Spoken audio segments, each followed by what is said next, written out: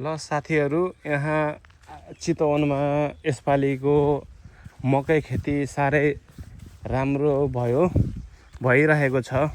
पानी पनि यसले टाइममा पायो, मौसमले पनि साथ दियो। ल हेर्नुहोस्, घाँसहरू पनि पानीले गर्दा राम्रो भएको छ।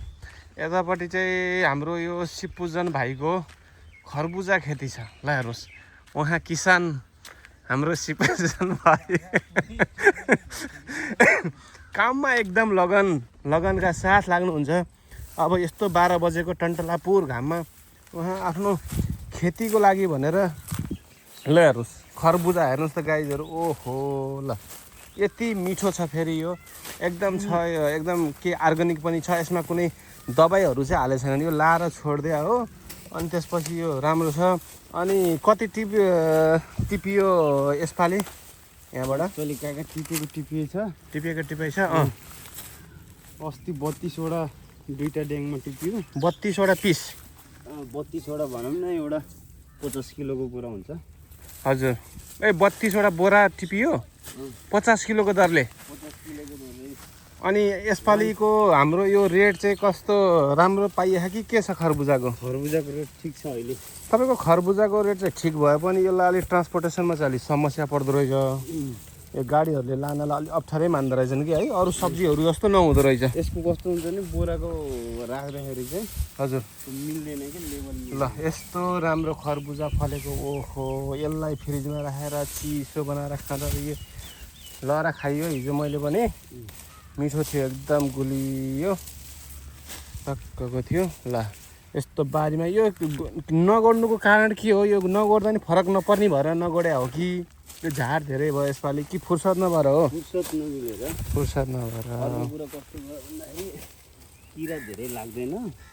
किरा पनि नलाग्ने भएर हाम्रो यो जीवसलाल अङ्कलको खेती यो ओहो खरबुजा खेती यत्रो सानो खेतमा पनि यति धेरै फल्दो रहेछ यार, राम्रो हुँदो रहेछ खेती त। ल यो यतापट्टिको छैन, सब चोरेर गयो। कतापट्टिको? यो छैन कि यो दुईटा ड्याङमा छैन है, बाटोबाट आउँदै गाइजहरूले चोर्दै गर्दा रहेछन्। अब उतापट्टि हामीले उहाँ मकै लगाइदिएछौँ, मकैबाट पनि पस्दै लयो होला नि, त्यताबाट पनि लयो होला नि। अब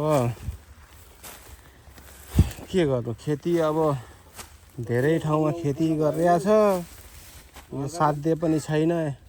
भएन, तैँले नै हो भनेर भन्नु भएन, थाहा अब खानेकुरा मागेर लग्यो हुन्छ। मागेर लयो हुने हो यसरी चोरेर।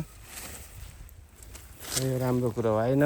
ल हेर्नुहोस्, ल टक्क माग्ने खाने किनेरै खाँदा नि हुन्छ कि, यति के हो र यो लगानी परेछ, सित्तैमा कसैको छैन, यस्तो गर्नु चाहिँ भएन है। ल एउटा हो मैले त हिजो लगाएको थिएँ अस्ति। अनि म घरमा छु भन्ने तिमीले के गरी थाहा पायो? पनि म बोलेको सुन्ने थियो र। तपाईँ अस्ति नैदेखि घरै हो।